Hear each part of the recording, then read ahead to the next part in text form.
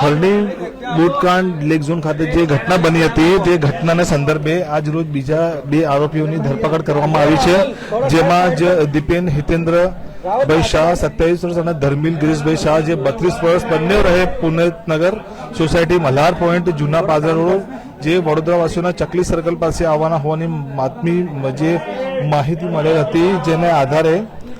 જે એસઆઈટીની જે પોલીસ દ્વારા અધિકારીઓ દ્વારા જે દેખરેખ રાખવામાં આવી હતી, જે દેખરેખને લઈને આજ રોજ એની જે બંનેની જે ઇસમની જે ધરપકડ કરવામાં આવી છે, ગુનામાં જે ધરપકડ કરવામાં આવેલ પોલીસ કસ્ટડીના રિમાન્ડ ઉપર મેળવવામાં આવેલા જે આરોપી પરેશભાઈ રમણલાલ શાહ તેમજ ગોપાલદાસ પ્રણવલાલ શાહ અને આજ રોજ પોલીસ કસ્ટડી રિમાન્ડ પૂરા થતા બંનેઓને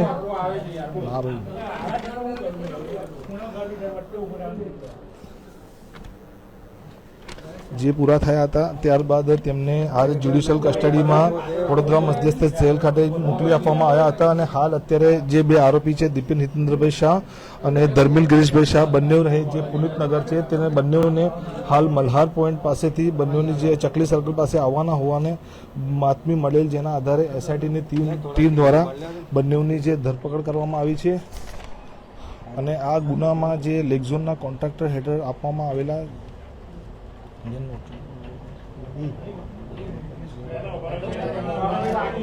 અને આ ગુનામાં પકડાયેલા હાલમાં જે કસ્ટડી રિમાન્ડ ઉપર જે આરોપી નિલેશભાઈ જયંતિલાલ શાહ, અલ્પેશભાઈ ભટ્ટ બંને રહેવાની તપાસના મુદ્દાઓને આધારિત પૂછપરછ હાલ ચાલી રહી છે, ત્યારે જે બે દીપેન હિતેન્દ્રભાઈ શાહ અને ધર્મિલ શાહ એ બંનેની હાલ